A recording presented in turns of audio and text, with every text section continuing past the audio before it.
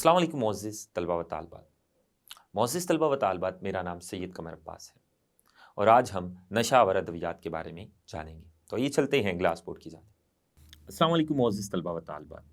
आज हम पढ़ने वाले हैं नशा आवर अद्वियात के बारे में।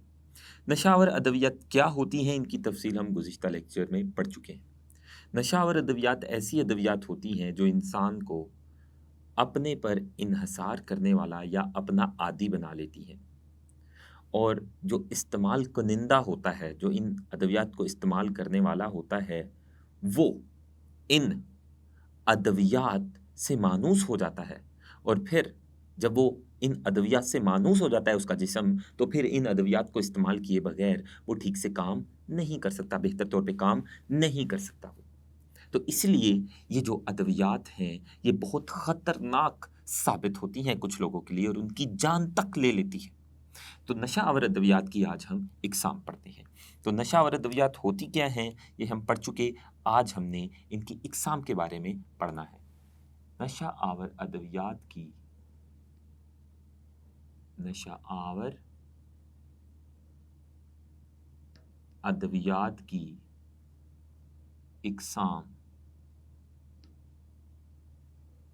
पहले हम तमाम इकसाम के नाम लिख लेते हैं। उनमें से जो सबसे पहली किस्म है नशा आवर अद्वियात की, वो है सेडेटिव्स।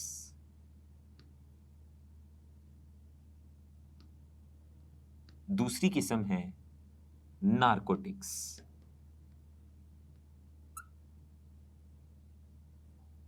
तीसरी किस्म है नशा आवर अद्वियात की हेलोसिनोजेंस।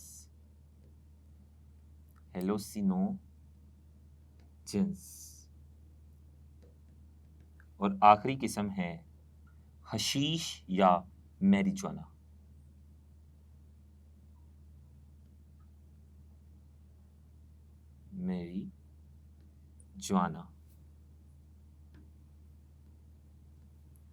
तो ये मुख्तलिफ किस्म की नशा आवर अद्वियात आपके सामने हैं। तो हम इनमें से आज के लेक्चर में दो किस्म की नशा आवर अद्वियात की तफसील जानेंगे, जिनमें से सबसे पहली सेडेटिव्स हैं। सेडेटिव्स क्या होती हैं, इनकी तफसील जानते हैं।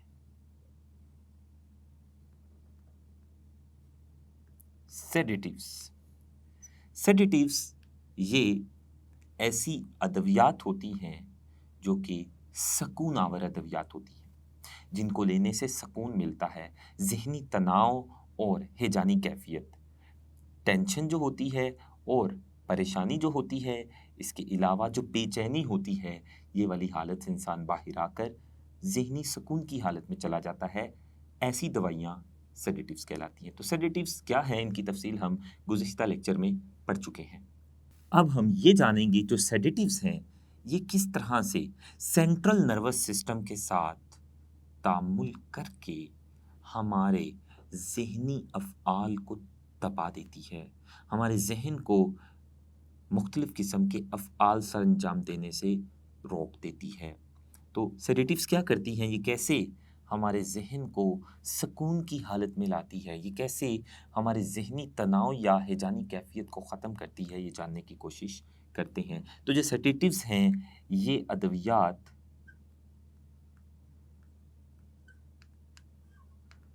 सेंट्रल नर्वस सेडेटिव्स ये अद्वियात सेंट्रल नर्वस सिस्टम के साथ तामुल करके उसके अफ़आल को दबा देती है। यानी जब ये अद्वियात हमारे जिस्म में जाकर हमारे सेंट्रल नर्वस सिस्टम में आप जानते हैं कि दो ऑर्गन्स आते हैं, एक दिमाग है और दूसरा स्पाइनल कॉर्ड है। तो ये अद्वियात हमारे सेंट्रल नर्वस सिस्टम के साथ जाकर मिलती है, तामुल करती हैं और उनको काम करने से रोक देती हैं, उनके अफ़आल को दबा देती है। इसका मतलब ये है कि उनको काम करने से रोक देती है। इससे होगा क्या? इससे फिर चक्कर आएँगे, ग़नूदगी होगी। ग़नूदगी यानी नींद की हालत, होश में ना होना, और इसके साथ ही जो दिमाग है, जो सेंट्रल नर्वस सिस्टम है, वो सुस्त हो जाएगा, उसके अफ़आल में सुस्ती आ जाएगी और उदासी छा जाएगी। ये सारा तब होता है जब सेडेटिव्स, ये वाली अद्वियात सेंट्रल नर्वस सिस्टम के साथ तामुल करती है। तो इनसे, इनके इस्तेमाल से, इनसे सेडेटिव्स से जब ये सेंट्रल नर्वस सिस्टम के साथ जाकर तामुल करेगी, तो इनसे चक्कर आते हैं। कब चक्कर आएंगे? जब ये सेंट्रल नर्वस सिस्टम के साथ जाकर तामुल करेंगी, ये वाली अद्वियात। चक्कर आते हैं, ग़नूदगी यानी नींद की हालत, होश में न रहना, ग़नूदगी तारी हो जाती है और सुस्ती हो जाती है।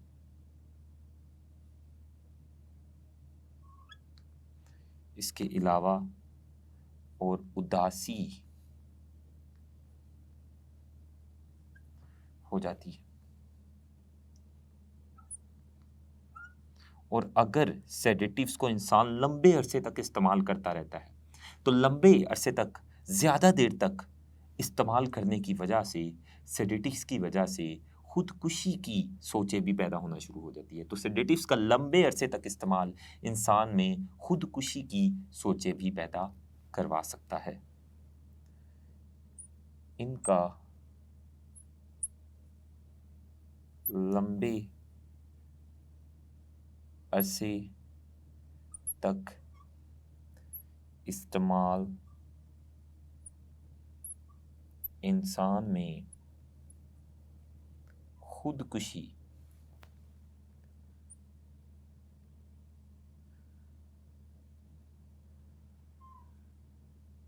की सोचें भी पैदा करता है। ये थी पहली किस्म की नशावर अद्वियात। जो दूसरी किस्म की नशावर अद्वियात हमने इस लेक्चर में पढ़नी है, वो है नारकोटिक्स।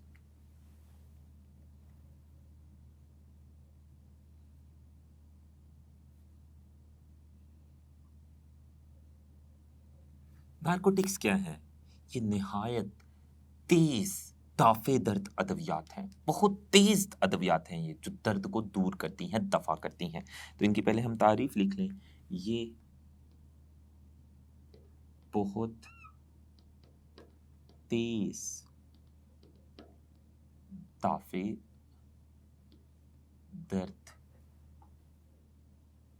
अद्वियात हैं, बहुत तेज दाफे दर्द अद्वियात हैं। इनको लेने से दर्द फौरन खत्म हो जाता है, चाहे वो जितना ज्यादा शदीद दर्द हो, वो इन अद्वियात को लेने से उसी लम्हे, उसी वक्त खत्म हो जाता है।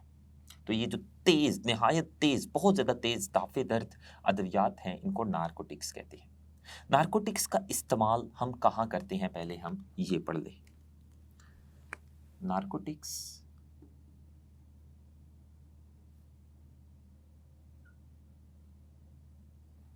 का इस्तेमाल,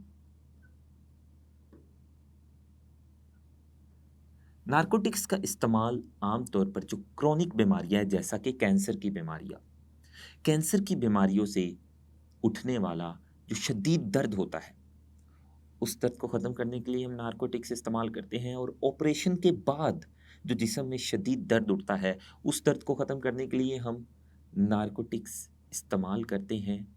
ये था नारकोटिक्स का जायज़ इस्तेमाल। लेकिन कुछ लोग नारकोटिक्स का नाजायज़ और गलत इस्तेमाल करते हैं, और वो गलत इस्तेमाल सकून आवर असर हासिल करने के लिए, पुरइसरार सुरूर भरा असर हासिल करने के लिए इस्तेमाल करते हैं नारकोटिक्स को। तो नारकोटिक्स का जो नाजायज़ इस्तेमाल है, उसमें जो लोग हैं वो नारकोटिक्स को गलत इस्तेमाल करते हैं पुरसरूर असर हासिल करने के लिए, जिसमें वो सरूर में आ जाए।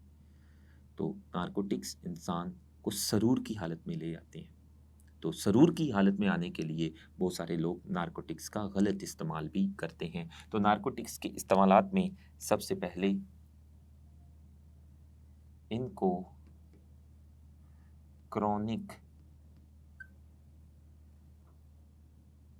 बीमारियों मसलन कैंसर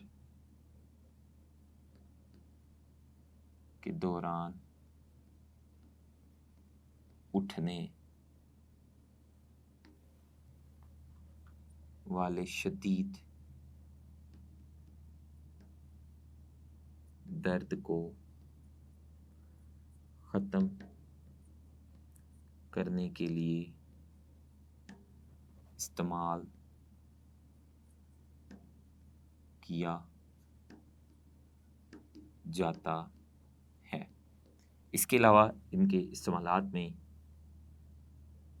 वो है कि ऑपरेशन के बाद जो एक्यूट शदीद दर्द उठता है, उस दर्द को ख़त्म करने के लिए भी हम नारकोटिक्स का इस्तेमाल करते हैं। ऑपरेशन के बाद उठने वाले एक्यूट या शदीद दर्द को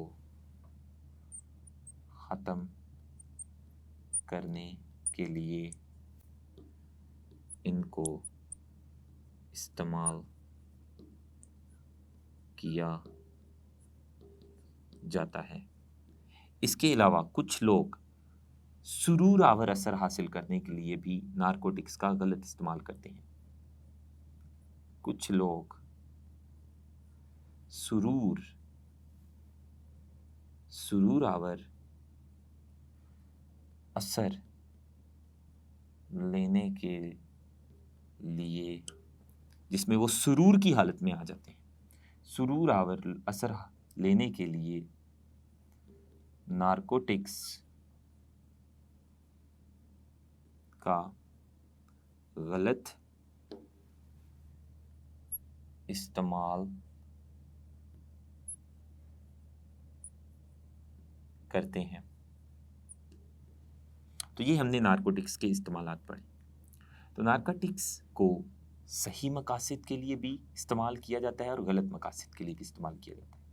जो डॉक्टर्स हैं वो आम तौर पर इन नारकोटिक्स को, जो कि तेज़ दाफे दर्द अद्वियात हैं, कम ताकत वाली जो दाफे दर्द अद्वियात हैं, उनके साथ मिलाकर तजवीज़ करते हैं। सिर्फ ऑपरेशन के बाद उठने वाले शदीद दर्द और कैंसर के दौरान उठने वाले शदीद दर्द को ख़त्म करने के लिए सिर्फ ये तेज़ दाफे दर्द नारकोटिक्स नहीं देते, बल्कि इनको कम ताकत वाली दाफे दर्द अद्वियात जैसा कि एस्प्रिन और पैरासीटामोल के साथ मिलाकर देने के लिए तजवीज़ करते हैं जो डॉक्टर्स होते हैं, ताकि इनका जो पुरसुरूर असर है वो मरीजों पर तारी ना हो। अब हम मिसालें पढ़ते हैं नारकोटिक्स की।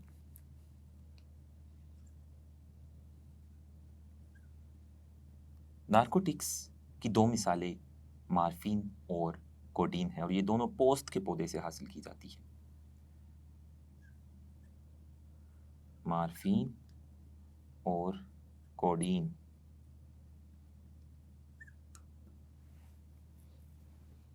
पोस्त के पौधे से हासिल होने वाली नारकोटिक्स हैं।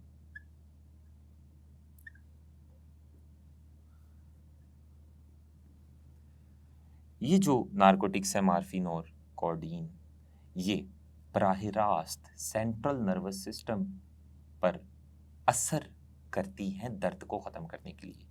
जैसे ही ये मार्फिन और कोडीन ये सेंट्रल नर्वस सिस्टम पर असर करती है या उसके साथ तामुल करती है तो दर्द ख़त्म हो जाता है। अब हम उस नारकोटिक के बारे में जानते हैं जो दुनिया में सबसे ज़्यादा नाजायज़ तौर पर इस्तेमाल हो रही है, और दुनिया में सबसे ज़्यादा नाजायज़ तौर पर इस्तेमाल होने वाली जो नारकोटिक है वो हीरोइन है। तो हीरोइन के बारे में हम जानते हैं। हीरोइन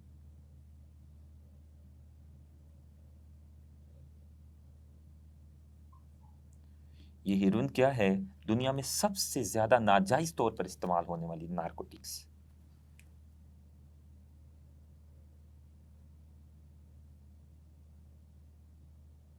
दुनिया में सबसे ज़्यादा नाजायज़ तौर पर इस्तेमाल होने वाली नारकोटिक्स। और ये हीरोइन क्या करती है? ये सेंट्रल नर्वस सिस्टम पर असर डालती है, जिसकी वजह से सेंट्रल नर्वस सिस्टम पर असर डालने की वजह से इस हीरोइन के सेंट्रल नर्वस सिस्टम पर जब असर हो जाता है इस हीरोइन का, तो ऊँघने की कैफियत पैदा होती है। इंसान ऊँघने की कैफियत में चला जाता है और वो सुरूर की हालत में चला जाता है। वो इस दुनिया से किसी और दुनिया में चला जाता है जिसमें उसे इस दुनिया की कोई परेशानी लाहक नहीं होती, और वो इंतहाई अजीब सुरूर की हालत में होता है हीरोइन को लेने से। और इस हीरोइन के अंदर या बाकी नारकोटिक्स के अंदर अपने आप पर इन्हसार करवाने की सलाहियत बहुत ज़्यादा होती है। इन नारकोटिक्स के अंदर अपने ऊपर आदी बनाने की सलाहियत बहुत ज़्यादा होती है, इसलिए ये बहुत तेज़ होती हैं और ये जिस इंसान में भी जाएंगी उनको अपने ऊपर आदी बनाने वाला बना लेंगी, ये उनको अपना आदी बना लेंगी। तो ये हेरोइन जो कि सबसे ज़्यादा नाजायज़ तौर पर इस्तेमाल होने वाली नारकोटिक्स है, और ये हेरोइन जो है ये मार्फिन से ही हासिल की जाती है, ये मार्फिन से ही निकाली जाती है। और मार्फिन ये कौन से पौधे से मिलती है? पोस्त के पौधे से मिलती है। इस मार्फिन से एक नीम ताइफी दवा बनाई जाती है, वही हेरोइन है। और मगरबी जो ममालिक है, मगरबी ममालिक में एक हेरोइन, एक कौन सी हेरोइन जिसका नाम डायामॉर्फिन है।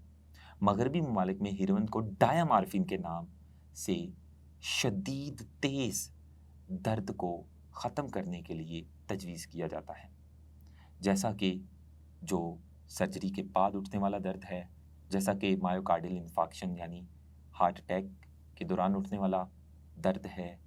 इन और अगर कोई चोट लग जाए, जिस्मानी शदीद जिस्मानी चोट लग जाए, तो उसके दौरान भी जिस्म में जो दर्द उठता है शदीद उठता है। तो इस किस्म की तकालीफ को ख़त्म करने के लिए मगरबी ममालिक में हेरोइन को डायामॉर्फिन के नाम के तौर पर तजवीज़ किया जाता है। लेकिन इस हेरोइन का आज दुनिया में बहुत गलत इस्तेमाल हो रहा है और लोग इसको सुरूर आवर असल हासिल करने के लिए इस्तेमाल कर रहे हैं। आने वाले लेक्चर में नशा और अद्वियात की बकिया इकसाम पढ़ेंगे। मोअज़्ज़िज़ तलबा व तालिबात, आज हमने नशा और अद्वियात की 2 इकसाम पढ़ी, जिसमें सेडेटिव्स और नारकोटिक्स हैं, और नारकोटिक्स की जो मिसालें और ये होती क्या है और ये किस तरह से दर्द को कम करती है, और इनका इस्तेमालात कहाँ कहाँ होता है और गलत इस्तेमाल कैसे होता है, और सबसे ज़्यादा गलत इस्तेमाल होने वाली नारकोटिक्स यानी हेरोइन के बारे में भी पढ़ा। आज के लिए इतना ही। अल्लाह हाफ़िज़।